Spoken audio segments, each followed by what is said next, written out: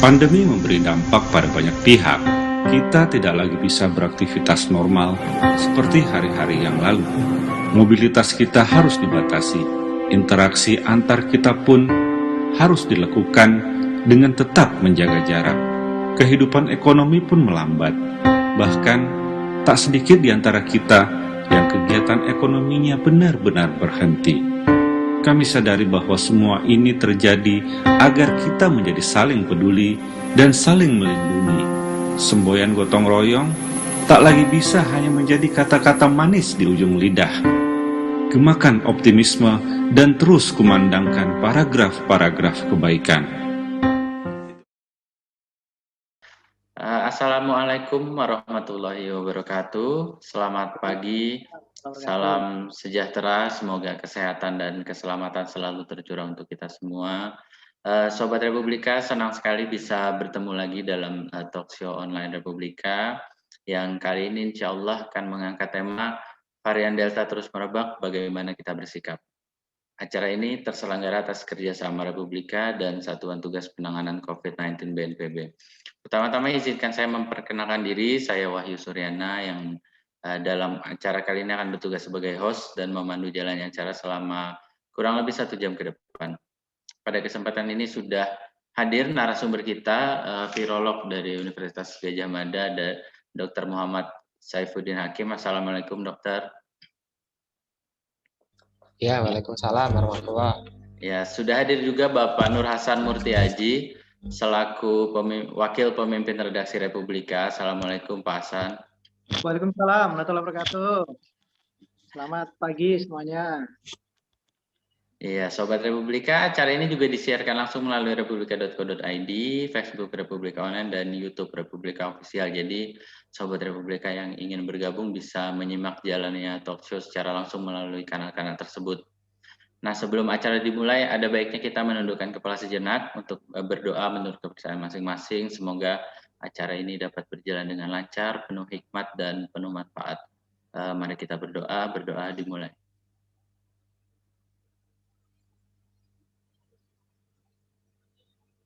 Berdoa selesai.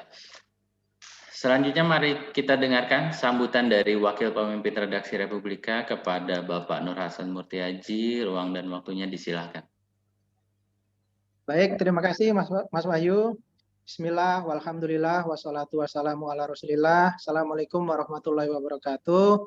Alhamdulillah kita bisa berjumpa kembali dalam acara talkshow online. Kali ini membahas tema yang seru banget. Ini menjadi pembicaraan banyak orang karena banyak orang yang kena kasus ini juga. Ini varian Delta di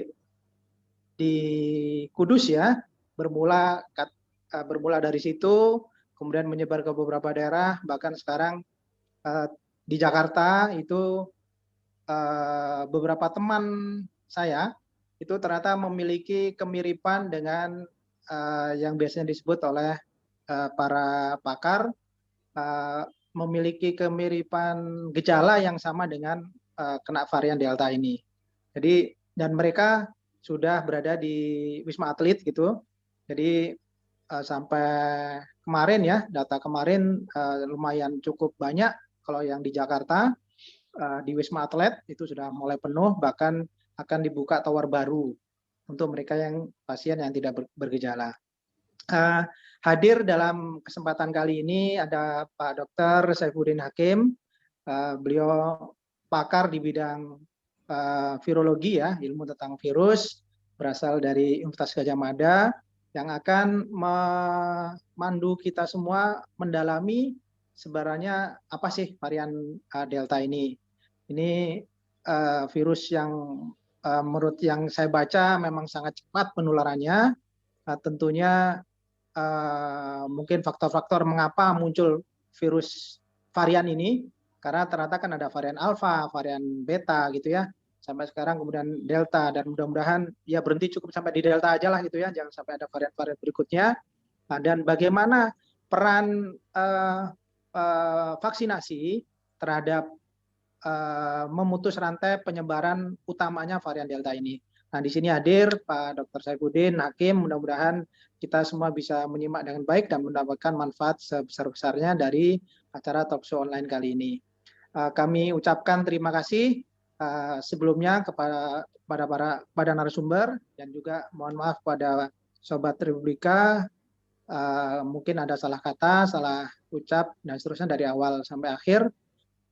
Mari kita sama-sama simak acara ini dari awal sampai akhir. Baik, itu saja Mas Wahyu. Mudah-mudahan kita bisa mendapatkan manfaat yang sebesar-besarnya dan kemudian tentunya kita bisa mencegah ya penularan virus ini. Assalamualaikum warahmatullahi wabarakatuh. Waalaikumsalam warahmatullahi wabarakatuh. Terima kasih kepada Bapak Nur Hasan Murti Haji. Nah, Sobat Republika, langsung saja talkshow kali ini akan kita mulai dengan tema varian Delta terus merebak, bagaimana kita bersikap. Seperti yang sudah disebutkan tadi, memasuki tahun keduanya justru muncul varian-varian baru seperti yang ditemukan di Inggris, India, dan Afrika Selatan. Nah, belakangan di Indonesia, masyarakat sedang dihebohkan dengan kemunculan varian baru yang disebut varian Delta tadi. Seperti yang belum lama ini muncul di Kudus ya, Jawa Tengah. Lalu apa sih sebenarnya varian Delta itu dan bagaimana seharusnya kita bersikap, akan kita bahas bersama Dr. Saifuddin. Sedikit informasi tentang Dr. Saifuddin. Dr. Saifuddin merupakan virolog dari UGM, lahir di Rembang 22 Februari 1985. Untuk pendidikan formal, beliau memulai sekolah kedokterannya di Fakultas Kedokteran Universitas Gadjah Mada, kemudian memperoleh gelar master di Erasmus University Medical Center Rotterdam, dan juga PhD dalam bidang virologi dan imunologi di Erasmus University Medical Center Rotterdam. Aktivitas beliau saat ini merupakan dosen dan peneliti di Departemen Mikrobiologi FKKMK UGM, peneliti di Pusat Kajian Kesehatan Anak FKKMK UGM, tim Biosafety FKKMK, tim pengembangan kurikulum Prodi Pendidikan Dokter FKKMK, tim Lab COVID FKKMK, dan merupakan salah satu peneliti alat deteksi COVID karya anak bangsa Genos C19. Baik Pak Dokter, untuk teman-teman peneliti mungkin kemunculan varian baru ini bukan sesuatu yang mengagetkan ya dokter ya, karena beberapa sudah melakukan prediksi gitu, tapi untuk awam tentu ini jadi sesuatu yang baru. Nah, sebenarnya apa sih dokter yang disebut varian Delta ini dan apa yang membedakan varian ini dengan varian yang selama ini ada? Monggo Dokter Saifuddin. Ini saya langsung presentasi aja ya? Boleh. Oke.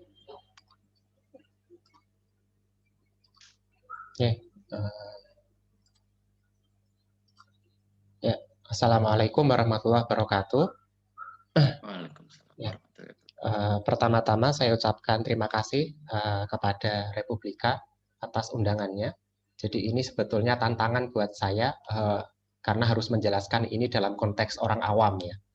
Ya, jadi saya berusaha untuk menyampaikan ini secara singkat dan semoga tidak terlalu complicated karena kalau kita langsung membahas Delta itu sementara kita basicnya saja kita belum paham mungkin akan sulit untuk sampai ke sana. Jadi saya menyiapkan dari sejak basicnya dulu ya. Jadi ini virus yang setahun lebih ini merepotkan kita. Jadi ini adalah virus SARS-CoV-2 yang menyebabkan COVID-19. Ya, jadi virusnya itu ada amplopnya atau envelope-nya, ya, ada beberapa protein di sini yang menyusun, ada protein spike, ada M membran, ada nukleoprotein dan envelope. Kemudian virus itu juga punya material genetik. Nah, material genetik dari virus SARS-CoV-2 ini adalah RNA yang panjangnya, ya, huruf-hurufnya ini kalau dijejer itu sampai 30.000 huruf ya, 30.000 base pair. Nah, ini kerjaan tim peneliti nih kalau melakukan sequencing itu cuma menjejer huruf-huruf ini saja, ya seperti itu. Nah dari protein tadi, ya SMNE itu yang paling penting, yang menjadi hotspot untuk banyak penelitian itu adalah protein S. Nah, mengapa protein S ini penting? Karena protein S ini yang memediasi masuknya virus SARS-CoV-2 ini ke dalam host atau ke dalam sel manusia melalui interaksi dengan reseptor khusus yang disebut dengan ACE2. Sehingga ketika ada virus SARS-CoV-2 yang masuk ke dalam tubuh, nah, tubuh kita, respon imunitas kita itu mentarget ya protein S ini. Ya. Ini yang disebut sebagai antibody penetralisir atau neutralizing antibody. Ya, sehingga kalau kita bisa antibody kita berhasil mengikat protein S tersebut, maka konsekuensinya adalah infeksi itu bisa dicegah. Nah, protein S itu sendiri sebetulnya unik karena dia tersusun dari trimeric ya, 3 untai semacam ini ya.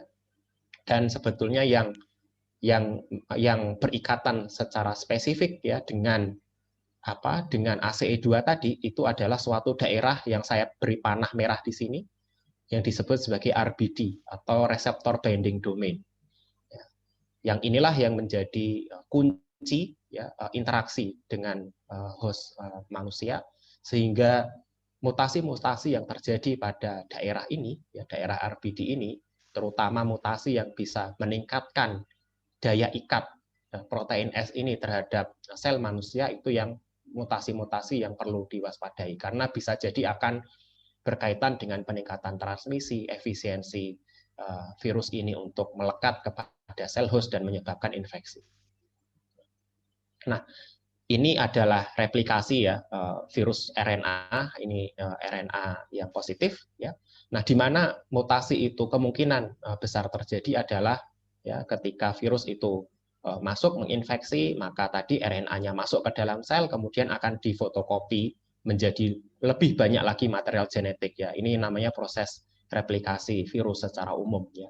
Dan ketika memfotokopi itu mesin yang dimiliki oleh virus SARS-CoV-2 tadi itu tidak selalu teliti ya, sehingga kadang salah untuk memasangkan huruf-huruf tadi, yang harusnya A dipasangi C, yang harusnya yang lain-lain ya, sehingga dampaknya adalah setiap kali virus ini menginfeksi manusia, maka kemudian anakannya itu tidak selalu identik dengan virus aslinya ya, karena ada kesalahan dalam memfotokopi tadi.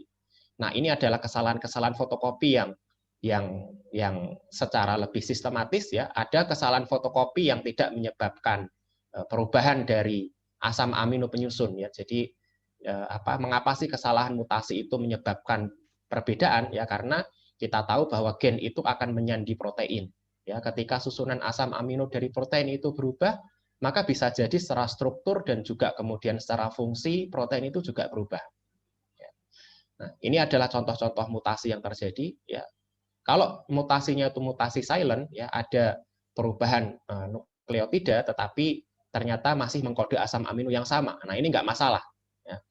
Tetapi yang menjadi masalah adalah ketika mutasi itu kemudian menyebabkan perubahan asam amino yang dikode oleh nukleotida tersebut. Ya, ada perubahan-perubahan tersebut. Nah, ini yang kemudian nanti menjadi masalah karena secara fungsi protein virusnya akan berubah. Nah, kalau kita berbicara tentang masalah mutasi virus, ya konsep orang awam itu kalau mutasi itu pasti mengerikan. Ya, hasilnya tuh virus yang lebih ganas, virus yang lebih berbahaya, virus yang lebih menular ya. Padahal tidak ya. Jadi di sini adalah grafik ya, di mana fitness itu adalah semacam ketangguhan suatu virus untuk beradaptasi dalam lingkungan. Itu bahasa awam untuk fitness ya. Jadi semakin virus itu tangguh, semakin virus itu memiliki daya adaptasi yang tinggi terhadap lingkungan, maka kita katakan virus itu memiliki fitness yang lebih baik, ya, lebih tinggi. Nah, ketika fitness sebuah virus itu masih rendah ya di kolom A ini, maka mutasi yang terjadi itu kebanyakan adalah mutasi-mutasi yang sifatnya deleterious atau bahkan letal. Ya, dan juga mutasi yang sifatnya netral. Jadi deleterious itu adalah mutasi yang menyebabkan virus itu malah fitness-nya berkurang atau malah mati. Kemudian ada yang mutasi yang sifatnya netral, tidak ada efeknya untuk suatu virus. Nah, ketika virus itu daya adaptasinya di lingkungan itu masih rendah, dia masih memiliki sekian proporsi mutasi itu beneficial. Beneficial itu adalah mutasi-mutasi yang bisa meningkatkan fitness-nya. Jadi dia bisa lebih menular, dia lebih bisa menyerang lebih banyak host ya, nggak cuma manusia misalnya, cuma hewan-hewan yang lain. Nah, sehingga ketika fitness-nya itu naik ke posisi C, ya, maka ini fitness-nya udah optimal. Ya, ketika ada mutasi, justru most mutation, sebagian besar mutasi virus itu adalah bersifat merugikan. Ya, karena apa? Karena fitness-nya udah optimal. Nah, di mana letak fitness dari SARS-CoV-2 ini? Saya perkirakan saat ini posisinya masih ada di tengah sini. Ya, jadi mutasi-mutasi yang sifatnya menguntungkan untuk virus itu tetap ada dengan proporsi yang kecil, tetapi yang menjadi masalah adalah ketika mutasi dengan proporsi yang kecil ini kemudian mendominasi strain yang beredar, ya maka meledaklah varian-varian baru dengan fitness yang lebih tinggi. Mengapa? Karena pada posisi ini itu masih memungkinkan SARS-CoV-2 itu untuk memiliki mutasi yang sifatnya menguntungkan, yang sifatnya masih beneficial. Ya, bisa meningkatkan transmisi, bisa menghindar dari vaksin, bisa menghindar dari obat. Nah, itulah yang kemudian dominan di suatu populasi. Nah, apa sih konsekuensi dari varian-varian yang baru ini? Ya, jadi yang pertama adalah adanya variasi genetik, ya, mutasi-mutasi virus tadi bisa menyebabkan virus tersebut escape, ya, menghindar dari respon imunitas yang ditimbulkan oleh seseorang itu pasca terinfeksi alami atau imunitas yang ditimbulkan oleh vaksin. Nanti konsekuensinya adalah ketika orang itu sudah sembuh dari COVID, bisa jadi dia masih mungkin untuk terinfeksi lagi. Ya, karena apa? Karena dia bisa escape. Ya. Begitu juga konsekuensinya. Ketika dia menghindar dari vaksin, meskipun orang divaksin, bisa jadi kemudian dia masih masih bisa untuk menginfeksi orang-orang yang sudah divaksin.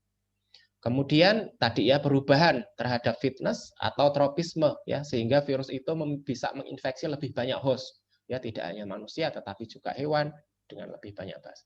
Nah, kemudian juga adanya mutasi-mutasi tadi bisa menyebabkan patogenesis penyakit yang berubah, ya. Implikasi klinisnya bisa jadi varian yang baru ini ketika menginfeksi seseorang, ya, itu menimbulkan keparahan yang lebih tinggi, ya, dibandingkan dengan varian yang lama. Resiko untuk masuk rumah sakit lebih tinggi, ya, dan seterusnya. Ya, kemudian bisa jadi bisa menghindar dari, ya, obat-obat antivirus yang diberikan di rumah sakit, ya, karena dia lebih tangguh. Ya, kemudian juga kalau itu mutasi itu terjadi pada daerah yang ditarget oleh reagen-reagen PCR, nah ini bisa kemudian PCR-nya bisa jadi negatif, ya, padahal harusnya virusnya itu ada di dalam tubuh. Nah, ini konsekuensi-konsekuensi yang bisa muncul, ya, ketika suatu virus itu mengalami mutasi. Nah, ini contoh klasik, ya. Dulu kita mengalami wabah H5N1 dengan transmisi dari manusia ke manusia itu sangat minimal, ya, karena memang virusnya segitu kemampuannya, ya, sangat minimalis sekali bisa menyebar dari manusia ke manusia. Tetapi para peneliti ketika itu, ini adalah dua penelitian, yang satu terbit di jurnal Science, yang satu terbit di Nature dengan metodologi yang berbeda, tetapi kesimpulannya sama, bahwa virus H5N1 ketika mengalami mutasi, ternyata mutasi tersebut bisa meningkatkan efisiensi transmisi dari manusia ke manusia. Nah, ini yang ditakutkan. Ya, ketika kita punya virus influenza yang sangat efisien, transmisi dari manusia ke manusia, berbeda dengan avian influenza yang terbatas penyebaran dari manusia ke manusianya, maka ini potensi pandemi yang lain, gitu, ya, karena virus influenza. Jadi ini contoh bagaimana para ilmuwan, para peneliti itu bisa memprediksi bahwa suatu mutasi virus itu bisa memang meningkatkan penularan, efisiensi transmisinya jadi lebih tinggi. Nah, ini juga, ya, bahwa tadi, ya, ketika antibodi yang ini juga impact dari suatu mutasi terhadap pengenalan antibodi, ya, baik antibodi itu pasca infeksi alami atau antibodi yang diinduksi oleh vaksinasi. Ya, jadi ketika antibodinya itu mengenali suatu protein spike yang warnanya kuning, ketika ini berubah jadi pink atau berubah jadi biru, bisa jadi antibodi ini sama sekali tidak mengenali lagi, ya, sehingga ini yang tadi saya sampaikan itu meningkatkan resiko reinfeksi atau meningkatkan resiko kegagalan dari vaksinasi. Nah, bagaimana dengan varian-varian yang ada di SARS-CoV-2? Ini adalah klasifikasi dari CDC. Ya, jadi CDC mengklasifikasikan varian-varian itu menjadi 3, ya, VOI, VOC, dan variant of high consequence. Ya, meskipun untuk yang dikenal oleh WHO itu hanya 2 saja, yaitu VOI dan VOC. Jadi ini hanya membedakan istilah saja. Jadi secara mudah suatu varian itu disebut sebagai VOI itu ketika dia muncul kemudian dideteksi mendominasi suatu kasus di suatu negara atau suatu klaster. Tapi dampak adanya varian tersebut kita belum tahu. Ya, apakah memang betul varian itu meningkatkan transmisi, apakah menyebabkan resiko reinfeksi, apakah menyebabkan penyakit yang lebih parah, itu tidak tahu. Tetapi ketika itu sudah mendominasi di suatu klaster, itu disebut sebagai VOI. Naik statusnya menjadi VOC ketika ada bukti bahwa VOI tadi itu menyebabkan peningkatan transmisi atau keparahan yang lebih tinggi atau menyebabkan antibodi itu menjadi tidak optimal fungsinya dan lain-lain. Ya. Nah, dari VOC yang ada itu kita sudah mengenal ya, ada 4 VOC utama yang sekarang ini menjadi perhatian. Yang dulunya itu diberi nama lebih dikenal ya dengan pangolin ya, itu kan kita sangat sulit untuk menyebutnya ya, B117 kan sulit dihafal ya. Kemudian kalau kita menyebut berdasarkan negara asal itu ada stigmatisasi nanti ya, kalau nanti muncul varian Indonesia yang mendunia itu kan kita juga sakit hati mungkin sebagai bangsa Indonesia ya. Oleh karena itu untuk menghindari stigmatisasi itu salah satu pertimbangannya kemudian WHO melabel ini dengan ya sayangnya yang dipakai juga alfabet Yunani ya, jadi ini nggak tahu nih respon masyarakat Yunani gimana nih ya, dipakainya kok malah alfa, beta, gamma, delta ya. Ya jadi yang 4 varian ini yang mendominasi ya, yang sekarang ini yang menjadi perhatian adalah yang delta, yang ini muncul sejak adanya di India ya, yang belum lama ya, meskipun sampelnya sendiri adanya varian ini sudah sejak Oktober, tetapi saat itu belum mendominasi.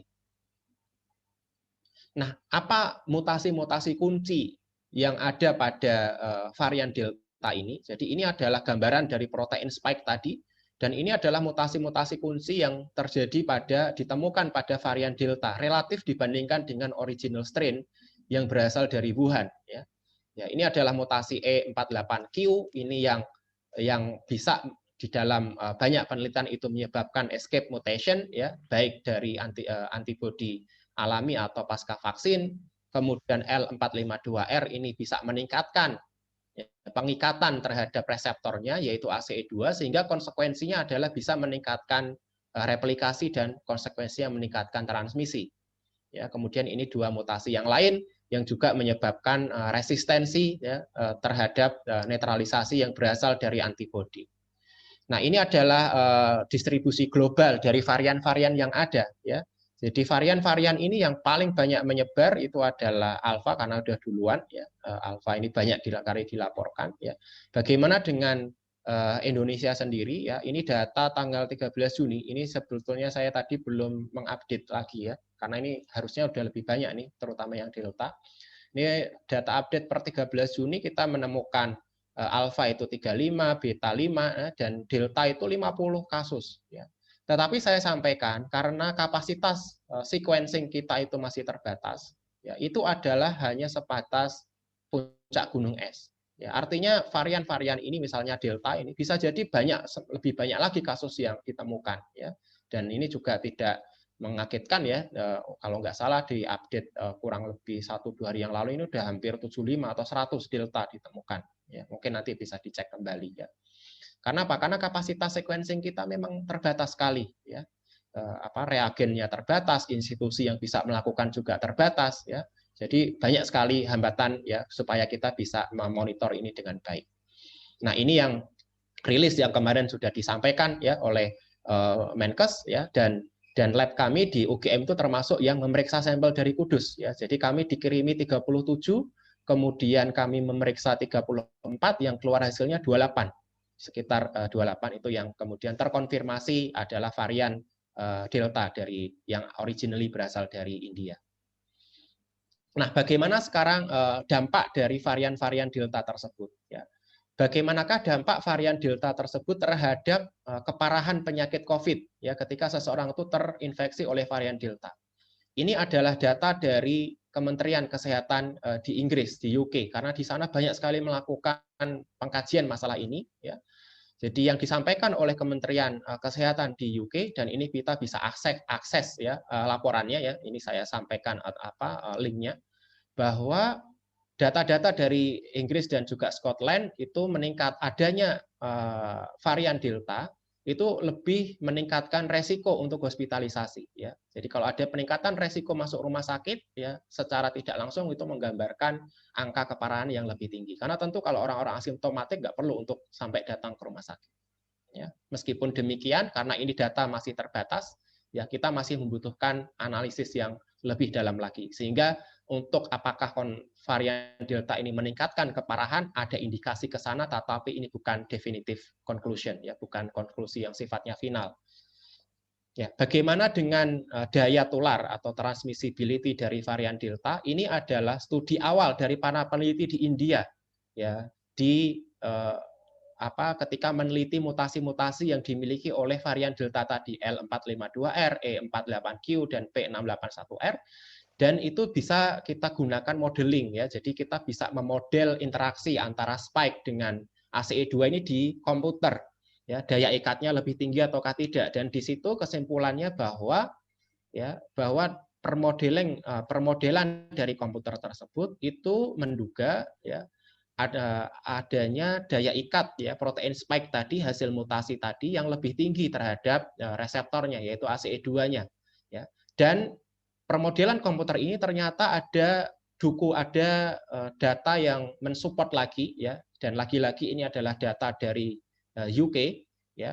Bagaimana di sana itu dilakukan kontak tracing dari orang-orang yang terkonfirmasi alfa, kappa, dan delta, dan ternyata secondary attack rates-nya ya untuk orang-orang yang kontak erat tersebut ternyata yang paling tinggi itu adalah yang berasal dari varian delta. 2,6% attack rate-nya dibandingkan dengan alfa 1,6. Ya, jadi kesimpulannya, kalau ada orang yang memiliki terinfeksi varian Delta, kemungkinan dia untuk bisa menginfeksi lebih banyak orang, menginfeksi orang itu lebih tinggi dibandingkan dengan jika seseorang itu terinfeksi oleh varian Alpha dan juga varian Kappa. Ya, di sini adalah secondary attack rate-nya. Ya. Nah, bagaimana sih suatu varian itu bisa meningkatkan daya ikat atau transmisi ya? Karena ini ada beberapa hipotesis ya. Ini saya garis merah ini adalah hypothetical ya, masih kita duga ya. Misalnya adanya orang yang terinfeksi varian ini periode infeksiusnya menjadi lebih panjang ya. Kalau seseorang itu bisa dalam 2 pekan misalkan sudah habis virusnya, bisa jadi ketika dia terinfeksi varian ya itu menjadi lebih lama periode infeksiusnya. Atau viral shedding ya atau virus yang dikeluarkan melalui droplet itu lebih tinggi ya. Kalau jumlah virusnya yang dibatukkan atau dikeluarkan melalui mulut atau hidung itu lebih tinggi, tentu kemungkinan menginfeksi lebih tinggi. Atau bisa jadi dia lebih stabil di lingkungan ya. Atau bisa jadi yang tadi ya sudah dikonfirmasi melalui permodelan itu adalah meningkatkan pengikatan terhadap reseptornya. Ya, jadi ini adalah beberapa hipotesis ya mengapa varian Delta itu dari sisi transmisi dia lebih tinggi. Nah, kemudian bagaimanakah efek dari varian Delta tersebut ya terhadap efektivitas dari antibodi yang diinduksi pasca vaksinasi? Ini suatu penelitian yang belum lama terbit di jurnal Nature ya, yang menunjukkan ya bahwa ada sekitar 20 orang pasca diberikan vaksin Pfizer itu ternyata masih mampu ya menetralisir dari varian-varian ya, yang termasuk di dalamnya adalah varian Delta ya. Varian Delta itu adalah yang B1617.2. Ya, ini adalah hasil yang cukup optimis ya karena ternyata masih bisa. Kemudian meskipun demikian ada beberapa penelitian yang menunjukkan ya ini adalah penelitian secara in vitro ya. Jadi serum dari orang yang sudah divaksin itu kemudian ditaruh di cawan Petri di lab, kemudian diinfeksi dengan virus yang varian tadi. Nah, bisa menetralisir ataukah tidak? Ya, kalau misalkan daya netralisirnya lebih rendah, berarti kemampuan antibodinya lebih rendah. Ya, dan ini ternyata di penelitian ini melaporkan bahwa antibodi yang diambil dari dari orang-orang yang pasca divaksin Pfizer atau orang yang sudah sembuh dari COVID itu ternyata daya netralisir terhadap varian ini ternyata lebih rendah dibandingkan dengan yang lainnya. Nah, ini adalah ringkasan yang sudah dirilis oleh WHO berdasarkan penelitian-penelitian terbaru tentang dampak dari varian Delta tersebut ya. Jadi ini yang paling kanan ya, dari sisi transmisi bagaimana ya, ini sudah mendekati definitif ya, bahwa varian Delta ini meningkatkan transmisi dan juga meningkatkan ya secondary attack rates ya terhadap orang-orang yang kontak tadi. Kemudian dari sisi keparahan tadi saya sampaikan bahwa itu baru data terbatas yang berasal dari UK dan Scotland, sehingga WHO belum berani menyimpulkan. Tetapi ada kemungkinan bahwa orang-orang yang terinfeksi varian Delta ini akan memiliki resiko lebih tinggi untuk masuk rumah sakit. Kemudian impact terhadap diagnostik PCR ini belum dilaporkan. Kemudian impact terhadap vaksin efikasi dari vaksin ya, itu di sini kita masih optimis ya bahwa vaksin-vaksin yang ada, terutama yang sudah diteliti ya, itu adalah Pfizer atau yang lain-lain, itu masih memberikan proteksi, terutama jika seseorang itu full menerima 2 dosis. Ya, jadi kalau akan turun kalau hanya menerima 1 dosis saja, dan makin beresiko lagi kalau dia tidak mendapatkan vaksinasi sama sekali. Ya. Lalu apa yang harus kita lakukan ya dengan munculnya varian Delta?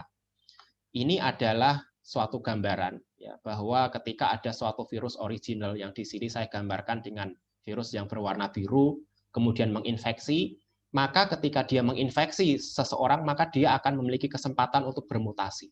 Ya, di sini gambarnya mutasi itu bisa biru, bisa coklat, bisa hijau, bisa merah.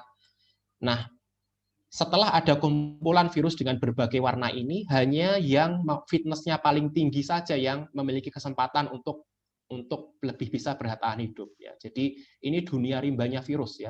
Virus yang kuat itu akan lebih banyak survive dan bisa menggantikan yang lain. Ini kayak dunia rimba ya.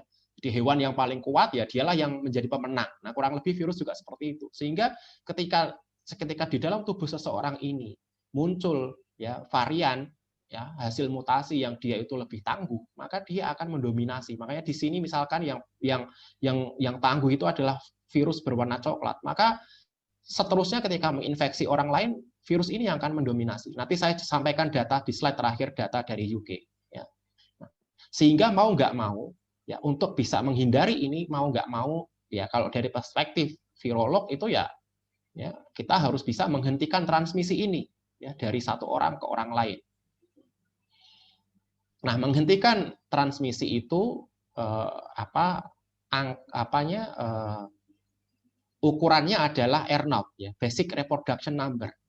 Itu adalah ukuran daya tular suatu virus, contagiousness sebuah virus. Apakah virus itu ganas, cepat menular ataukah tidak. Jadi angka R0 itu adalah ketika ada satu orang terinfeksi, ya, jika angka R0-nya 2, maka dia bisa menginfeksi ya 2 orang di sekitarnya jika orang itu adalah orang-orang yang masih susceptible. Begitu seterusnya. Ya, jadi semakin tinggi angka R0, ya, maka daya tular virus itu semakin tinggi. Ya, misalkan yang paling tinggi saat ini yang dikenal itu adalah virus campak, measles. Ya, karena angka R0-nya itu 18. Ya, saya belum tahu kalau ada angka R0 yang lebih tinggi dari virus campak. Jadi virus campak saat ini masih dikenal sebagai virus dengan angka R0 yang paling tinggi. Ya. Nah, bagaimana kita bisa menurunkan R0 ini? Ya, jadi R0 ini sebetulnya adalah fungsi dari banyak ya. Jadi kalau kita belajar itu R0 ini adalah fungsi dari B kali C kali D. B itu apa? B itu adalah kemungkinan bahwa suatu orang yang infeksius itu akan mentransmisikan virus kepada orang yang rentan atau susceptible. Nah, kemungkinan ini bisa kita reduksi ya dengan penerapan ya cuci tangan, distancing, ya, 3M yang kita kenal, vaksin. Kemudian itu juga fungsi dari C. Fungsi dari C itu adalah jumlah orang-orang yang potensial untuk terinfeksi dari orang yang membawa virus tadi. Nah, angka C ini bisa kita reduksi dengan adanya distancing. Kita isolasi cepat orang yang sudah terkonfirmasi, ya, sehingga dia akan lebih sedikit orang yang berkontak dengan dia. Kita lakukan karantina ya untuk orang-orang yang sudah terpapar meskipun belum terkonfirmasi, dan kita lakukan 3T secara masif. Ini kalau kita mau menurunkan R0-nya. Kemudian yang kita yang kita turunkan lagi adalah contagious window, ya, daya waktu orang itu infeksius, ya. Dan kita meskipun untuk varian ini tidak bisa kita turunkan secara alami, kalau memang secara alamiah memang dia sheddingnya lebih lama, tetapi kita bisa mengurangi D ini dengan tadi ya isolasi, atau kita lakukan early detection, kemudian kita berikan akses cepat ya kepada fasilitas layanan kesehatan sehingga dia tidak memiliki waktu yang lama untuk bisa menginfeksi orang-orang di sekitarnya. Jadi itu prinsip bagaimana kalau kita ingin menurunkan angka R0 ya, basic reproduction number-nya.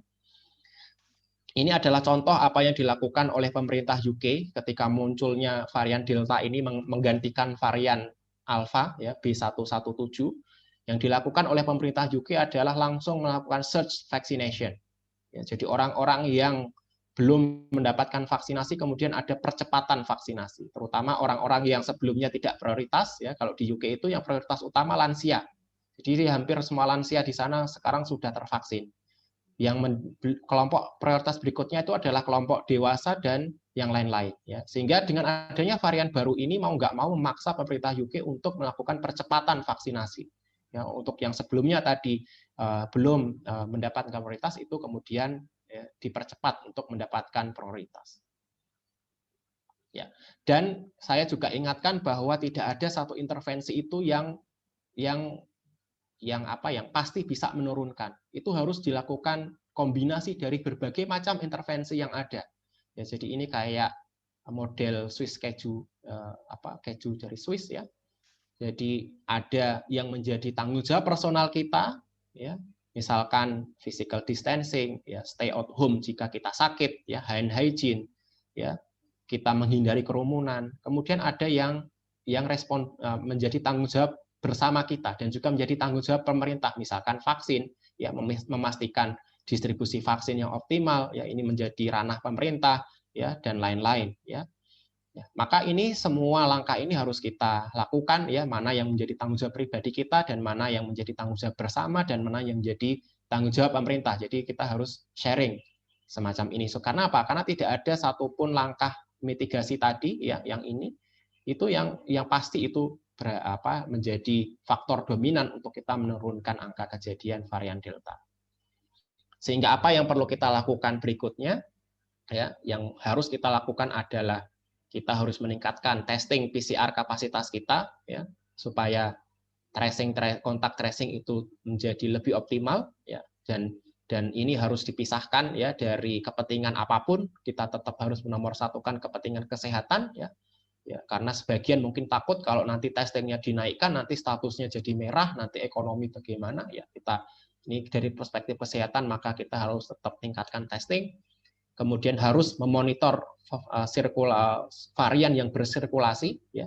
Jadi dan ini melalui proses genomic epidemiologi. Jadi sampai saat ini belum ada konsensus kesepakatan para ahli kalau kita ingin memonitor varian itu berapa jumlah sampel yang harus di sequencing ya, karena dengan PCR biasa tentu tidak bisa mendeteksi varian yang ada kecuali mungkin sebagian PCR reagen itu mengklaim bisa mendeteksi varian ya. Tapi kalau ini harus dilakukan dengan teknologi whole genome sequencing, maka tidak ada konsensus. Tetapi kurang lebih yang disampaikan oleh beberapa pakar itu sekitar 5% dari positif cases yang ada. Ya, jadi kalau misalkan per hari ini atau per kemarin kita melaporkan 10.000 kasus, itu yang ideal itu 5%-nya kita lanjutkan pemeriksaannya melalui sequencing. Ya, jadi 5% dari 10.000 itu berarti sekitar 500 ya, dan kapasitas kita ternyata juga masih jauh di bawah 5% itu. Ya, itu yang menjadi masalah. Ya. Kemudian ya ini yang sudah dikampanyekan oleh pemerintah ya, mempercepat ya vaksinasi, distribusi dan pelaksanaan vaksinasi ya. Ini sudah ditarget ya, misalkan presiden mentarget harus sekian ratus ribu atau sekian juta pemberian vaksinasi per hari ya. Kemudian juga yang kita lakukan harus adalah memonitor efektivitas dari vaksin, ya, terutama orang-orang yang sudah mendapatkan vaksin dosis lengkap, ternyata di suatu wilayah ketika ada klaster, ternyata orang-orang yang sudah mendapatkan vaksin tadi ternyata masih terkonfirmasi positif, ya, atau bahkan terkonfirmasi positif dengan angka positif city value yang rendah, ya. Maka ini perlu dicek ya, apakah ini infeksi karena varian baru ataukah bukan. Ya, kemudian yang perlu dipertimbangkan juga adalah community containment atau bahasa kita local lockdown ya. Ya, kalau kemudian sudah muncul semacam ini ya, PPKM mikro itu menurut kami dan juga menurut beberapa pakar epidemiologi yang saya juga ikuti webinarnya, itu juga mengatakan kalau suatu skala penularan itu sudah luas di suatu wilayah, adanya lockdown mikro itu menjadi tidak efektif. Ya, mengapa? Karena ini skalanya sudah meluas ya. Sehingga adanya ketika orang itu sudah bergerak ya, tidak ada restriksi mobilitas ya, maka adanya restriksi mikro tadi menjadi tidak efektif ya. Karena apa? Karena untuk kita bisa melokalisir itu harus lebih luas skalanya. Nah, kemudian yang harus disiapkan juga adalah referral hospital ya, dan ini juga kita juga meningkatkan daya kapasitas rumah sakit ya, entah itu peningkatan bed ICU atau peningkatan rawat inap dan lain-lain. Nah, ini adalah contoh ya bagaimana surveillance genomik yang bagus yang dilakukan oleh UK. Sampai sekarang UK itu sudah men-sequencing lebih dari 400.000 sampel ya. Kita masih di angka kurang dari 2.000. Ya, jadi masih berapa kali lipat lebih rendah itu ya. 400.000 dibagi 2.000 ya, sekitar 2.000 lebih rendah ya, kapasitas kita jauh sekali dibandingkan UK. Sehingga ini yang akhirnya UK itu bisa mendeteksi semacam ini ya. Ketika Desember 2020 sampai April ya, ini kita bisa melihat ini yang dominan itu adalah varian hijau. Ini adalah varian alfa ya. Nah, begitu muncul delta itu adalah yang biru ini, itu mulai muncul April masih sekian ya. Baru kemudian Juni itu sudah dominan dia. Jadi sekarang ini yang di UK sana itu juga sudah dominan delta, menggantikan posisi sebelumnya yaitu varian alfa. Ya, ini kita bisa melihat ya, dan disupport tadi data bahwa dari sisi transmisibilitas itu delta lebih tinggi dari alfa. Padahal alfa itu sendiri sudah lebih tinggi dari strain original yang Wuhan ya, makanya ini lipat-lipat transmisinya. Ya, mungkin itu yang terakhir yang saya sampaikan ya. Saya mohon maaf kalau ada beberapa pembahasan yang agak complicated, tetapi saya sudah berusaha untuk membahasakan ini supaya bisa lebih mudah diterima oleh yang awam terutama. Monggo, saya kembalikan ke Mas Wahyu. Baik, Dr. Saifuddin.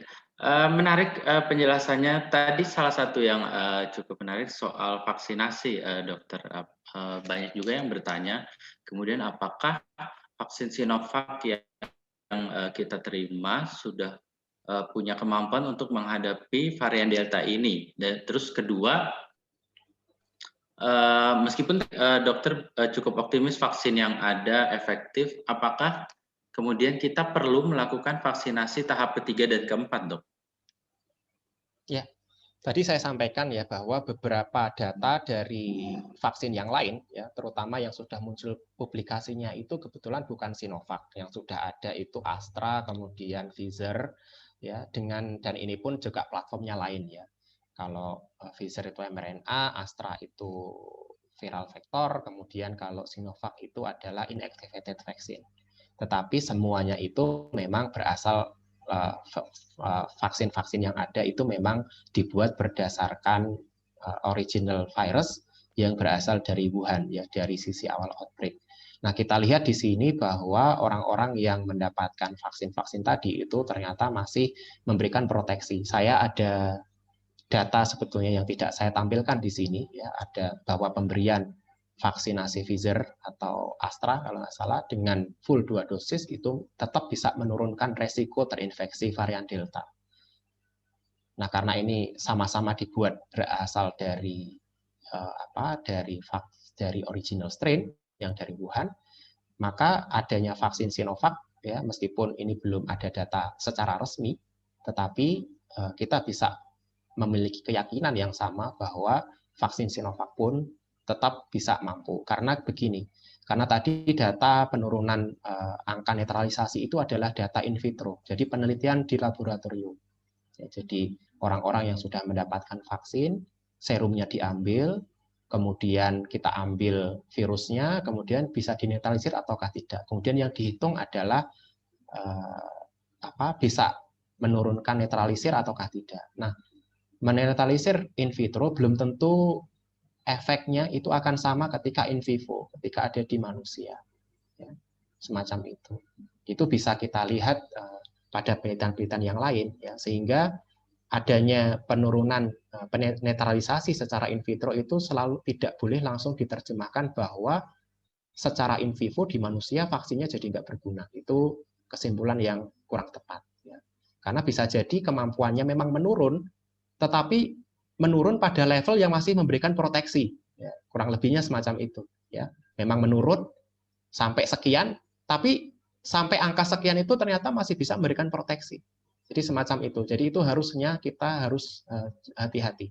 Oleh karena itu adalah suatu langkah yang tidak salah ya ketika adanya varian ini kemudian kita meningkatkan percepatan vaksinasi. Itu suatu langkah yang sudah tepat. Nah, apakah ini perlu kemudian vaksinasi tahap ketiga, tahap keempat ya? Ini maksudnya kita vaksin lagi gitu ya? Atau gimana? Nah, itu sampai sekarang tidak ada rekomendasinya. Dan adanya keterbatasan dosis vaksin, saya tidak menganjurkan hal ini. Meskipun kita memiliki kesempatan. Ya, lebih baik vaksin itu didistribusikan kepada pihak-pihak yang memang belum mendapatkan vaksinasi. Karena kalau orang yang sudah divaksin dapat vaksin lagi, maka logikanya ya orang-orang yang belum mendapatkan vaksin kan jadi terhambat. Ya, sehingga cakupan vaksinasinya akan berkurang. Padahal kalau kita ingin menghentikan penyebaran ini, salah satunya adalah kita harus bisa meningkatkan vaccination coverage atau cakupan vaksinasinya. Karena vaksin ini bukan intervensi individu.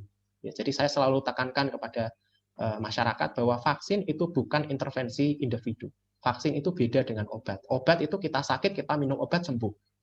Tetapi vaksin itu ketika kita mendapatkan vaksin, tetapi vaccination coverage di masyarakat itu rendah, kita masih memiliki resiko untuk terinfeksi ya, yang tinggi. Ya, karena vaksin itu baru bisa bekerja efektif syaratnya dua, efikasinya tinggi, kemudian yang kedua adalah cakupan di masyarakat juga harus tinggi. Salah satu dari dua ini tidak ada, maka intervensi vaksinasi itu akan kurang dirasakan manfaatnya. Oleh karena itu, bagaimanapun ya angka cakupan vaksinasi itu harus diperluas, harus dipertingkatkan. Meskipun itu menjadi tantangan besar bagi pemerintah ya.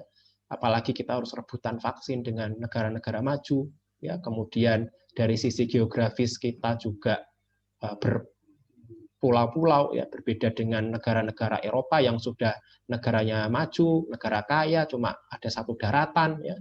Jadi itu memang tantangan kita besar sekali. Baik, dokter, ini ada pertanyaan dari Bapak Suhartono. Kenapa Genset tidak bisa menjadi alat diagnostik COVID? Oh, mungkin ini berhubungan dengan yang tadi penjelasan awal, dok. Salah satu resiko PCR bisa jadi negatif. Nah, mungkin apakah alat-alat deteksi yang ada sekarang seperti antigen dan juga genos bisa mendeteksi varian Delta, dok?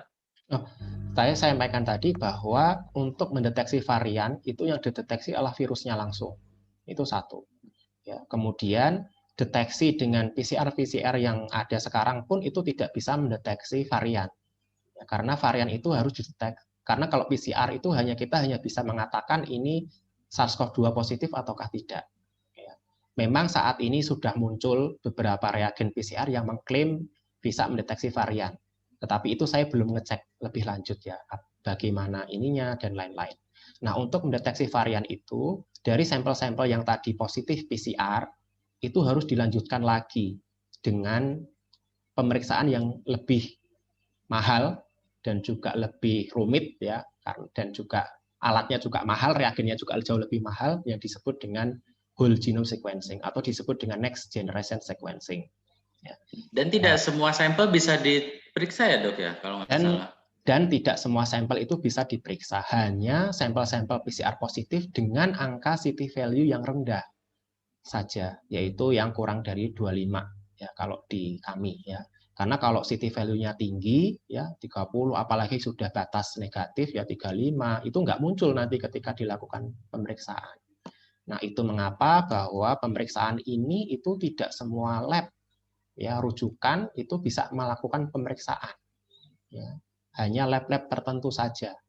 Saya sendiri belum update lagi ya. Jadi misalnya kalau di Jogja ini yang mengerjakan dari lab yang ada itu hanya di UGM, itu pun bekerja sama dengan Balai Besar Veteriner di Wates, ya. Jadi itu di situ. Lab yang lain meskipun dia bisa memeriksa sampel PCR itu nggak bisa untuk mengkonfirmasi varian. Jadi ini tantangannya ya. Jadi tantangannya itu mesinnya juga nggak semua lab punya, reagen juga mahal, apalagi sekarang semua orang butuh, jadi barangnya juga langka gitu. Jadi semacam ini. Jadi ini tantangan untuk kita bisa melakukan genomic surveillance itu untuk di kita itu masih. Tapi bagaimanapun kita tetap bisa bersyukur ya bahwa dengan kemampuan terbatas itu kita tetap masih bisa mendeteksi adanya varian. Itu yang kita, sehingga kita di WHO itu adalah datanya dari Indonesia itu kan sangat sumbangsihnya ada ya dok ya.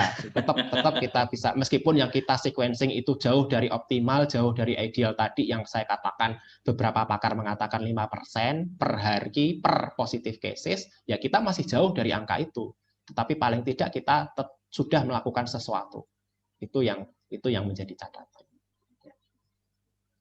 Baik dok, ini ada pertanyaan selanjutnya dari Bapak Hanendra. Apakah dengan proteksi masker sudah cukup menghindari varian Delta ini? Termasuk ini kali ya dok ya, dengan protokol kesehatan yang ada, apakah sudah cukup dok untuk menghindari varian Delta?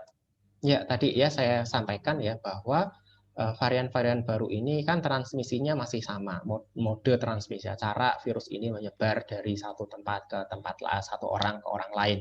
Makanya tadi saya sampaikan ini ya, bahwa kalau kita ingin menurunkan transmisi virus itu memakai masker dan juga penerapan protokol kesehatan yang lain itu harus secara simultan dilakukan.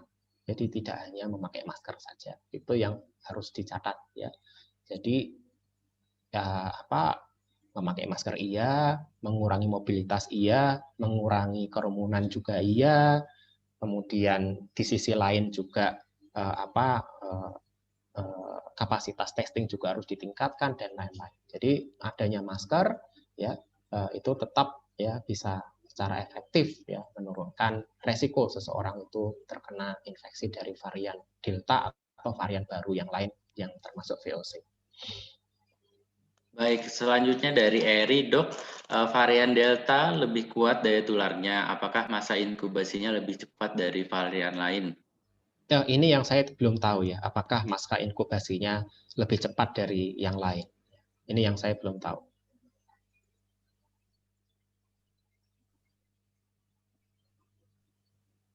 Baik, Alvin Bruri, kira-kira mutasi varian Delta ini kapan akan mulai berkurang kapan dok? Berapa bulan ke depan atau sampai tahunan?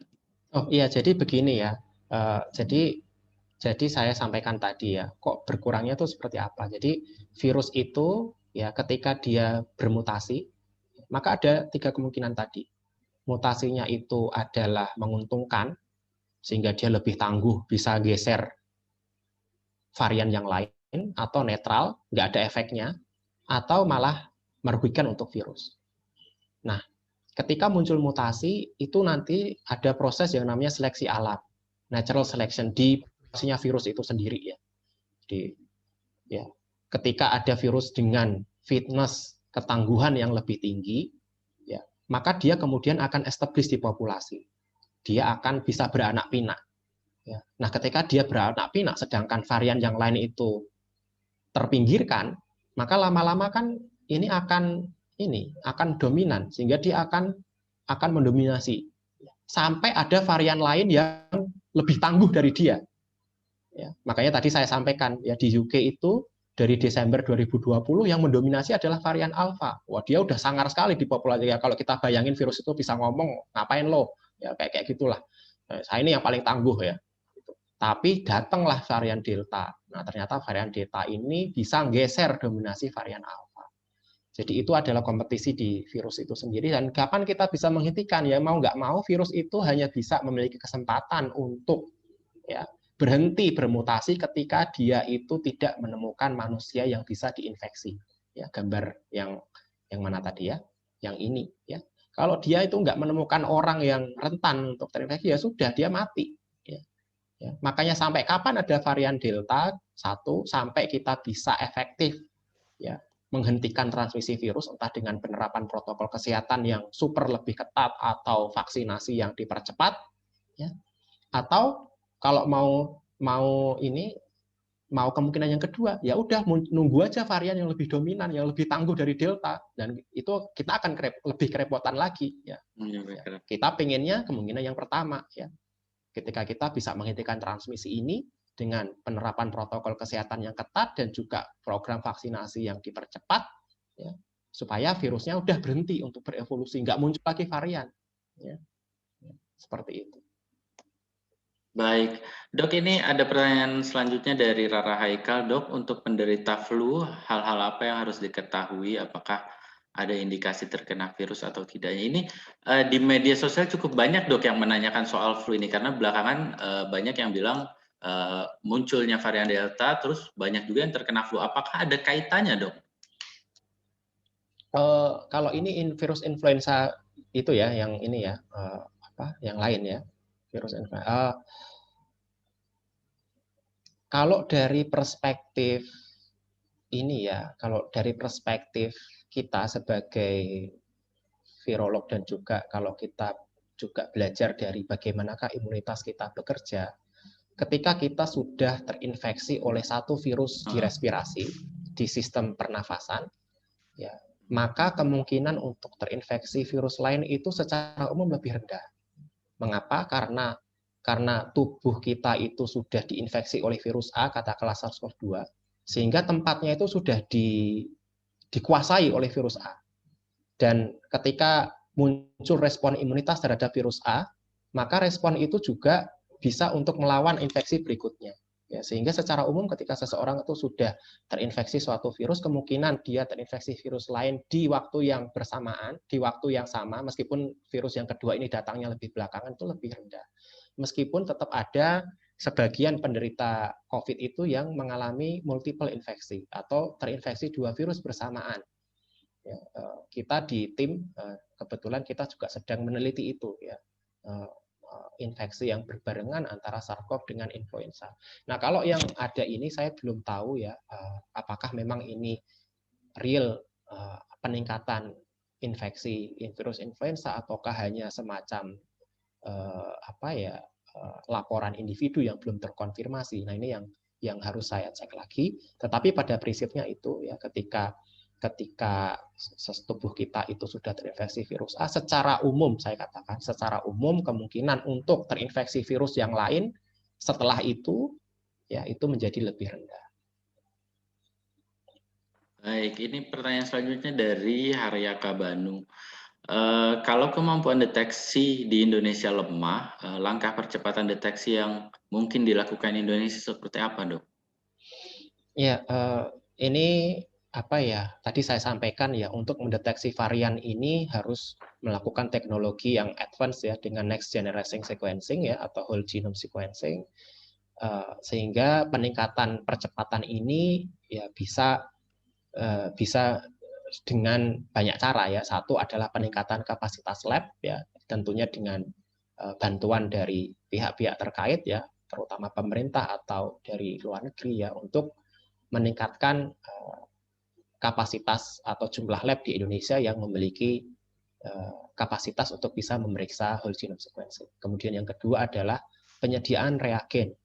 Ini yang memastikan ketersediaan dan stok reagen yang cukup ya. Karena kalau ada mesinnya tetapi reagennya hanya untuk 10 sampel ya sama saja ya, menjadi tidak optimal. Ya, kemudian yang ketiga adalah peningkatan kapasitas SDM. Ya, karena untuk bisa menganalisis hasil dari whole genome sequencing itu harus membutuhkan keahlian yang lebih ya, harus bisa menganalisis hasil bioinformatik ya.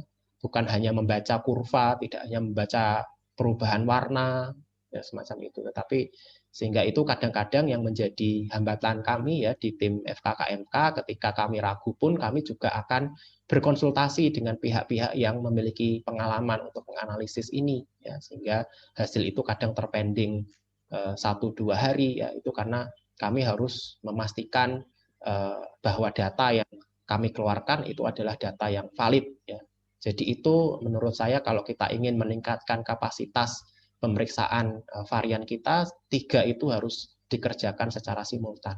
Ya, kalau kita punya mesin tapi nggak bisa analisis ya sama saja. Ya, kita punya mesin nggak ada reagen sama saja. Punya mesin, punya reagen, nggak punya orang yang bisa analisis ya sudah sama saja. Jadi 3 itu memang harus ditingkatkan secara simultan. Ya. Baik, Dok, kayaknya beberapa kampus sudah mempersiapkan untuk kuliah bauran ya, Dok ya, termasuk juga kuliah luring. Sementara tadi kalau disebutkan dokter, salah satu cara untuk reducing basic reproduction number itu dengan distancing. Apakah dengan kuliah tatap muka ini menjadi berlawanan, Dok, langkah reducing tadi? Iya, jadi begini ya, untuk bisa menekan transmisi ini kan tidak hanya satu aspek tadi saja, sekolah ya, tetapi juga aspek-aspek yang lain. Mobilitas itu harus direstriksi, dibatasi. Ya. Nah, berkaitan dengan adanya tatap muka sendiri ya, kemarin memang sempat diwacanakan bahwa Juli itu kita mulai sekolah luring, meskipun masih kombinasi dengan daring ya, dengan persentase tertentu. Tetapi kalau tidak salah, misalnya saya kemarin juga mendapatkan berita, misalkan DIY, ya mungkin dengan pertimbangan adanya lonjakan kasus, kemudian itu ditunda. Jadi menurut saya ini yang harus diwaspadai ya, karena bagaimanapun ya pembukaan sekolah itu tetap akan ada peningkatan resiko transmisi. Tetapi yang saya ingin sampaikan, tidak ada gunanya kita menutup sekolah, tetapi pembatasan yang lain itu tidak ketat. Sekolah ditutup, restoran dibuka besar-besaran misalnya, atau mobilitas masyarakat dari daerah yang tadi dilaporkan varian-varian yang ada itu tidak dibatasi secara cepat, ya itu akan potensi menyebar. Contohnya misalkan adanya klaster di daerah-daerah lain pasca warganya itu berkunjung ke Kudus, kemudian pulang ke daerah, kemudian muncul. Nah itu yang sesuatu yang harus diwaspadai. Apakah adanya klaster-klaster yang berasal dari Kudus ini juga membawa delta ataukah tidak? Jadi itu yang harus kita kerjakan secara simultan. Jadi tidak hanya terkait dengan sektor pendidikan, tetapi juga sektor-sektor yang lain, ya, yang harus kita lakukan secara simultan. Ya. Yang ini yang lebih pas itu kalau berbicara seperti itu epidemiolog. Ya. Kalau virolog tuh kepentingannya cuma gimana caranya stop transmisi. Ya. Caranya gimana ya? Kalau ngomong gampang memang. Oh, ini gitu ya. Tapi yang nerapin itu yang susah ya. Jadi ya itu saya ngerti sekali. Jadi kalau virolog ya semacam ini gitu. Tapi kalau yang bisa menerjemahkan secara di lapangan seperti apa itu akan lebih pas kalau epidemiolog yang berbicara. Baik, baik Sobat Republika. Ternyata sudah lebih dari 1 jam obrolan kita. Luar biasa, banyak sekali pencerahan yang kita dapatkan dalam obrolan bersama Dr. Saif. Jadi memang sudah lebih dari 1 jam kebersamaan kita. Seperti yang sudah kita bahas tadi, kehadiran pandemi memang masih menjadi tantangan besar ternyata bagi umat manusia. Meski demikian, sebagai manusia juga sudah kewajiban kita untuk melakukan segala upaya dan meningkatkan kewaspadaan melakukan pencegahan penyebaran menjadi salah satu upaya tersebut. Besar harapan diskusi hari ini bisa menambah hasanah pengetahuan dan mungkin jadi jawaban bagi Sobat Republika yang selama ini masih cukup dipusingkan dengan adanya varian baru corona. Saya ucapkan terima kasih kepada narasumber kita, Dr. Saifuddin Hakim. Terima kasih dokter, semoga sehat selalu. Ya, terima kasih. Terima kasih juga kepada Bapak Nur Hasan Murtiaji yang sudah menemani, dan tentu terima kasih kepada Sobat Republika yang sudah hadir secara virtual pada kesempatan kali ini. Kami juga mengucapkan terima kasih kepada Satgas Penanganan COVID-19 BNPB yang telah mendukung acara ini dan mewakili tim yang bertugas menyampaikan permohonan maaf bila ada penyampaian yang kurang berkenan. Akhir kata, wabillahi taufiq wal hidayah. Wassalamualaikum warahmatullahi wabarakatuh.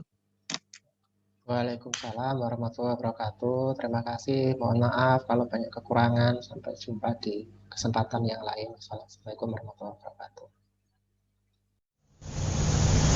Pandemi memberi dampak pada banyak pihak. Kita tidak lagi bisa beraktivitas normal seperti hari-hari yang lalu. Mobilitas kita harus dibatasi. Interaksi antar kita pun harus dilakukan dengan tetap menjaga jarak. Kehidupan ekonomi pun melambat. Bahkan, tak sedikit di antara kita yang kegiatan ekonominya benar-benar berhenti. Kami sadari bahwa semua ini terjadi agar kita menjadi saling peduli dan saling melindungi. Semboyan gotong royong tak lagi bisa hanya menjadi kata-kata manis di ujung lidah. Gemakan optimisme dan terus kumandangkan paragraf-paragraf kebaikan.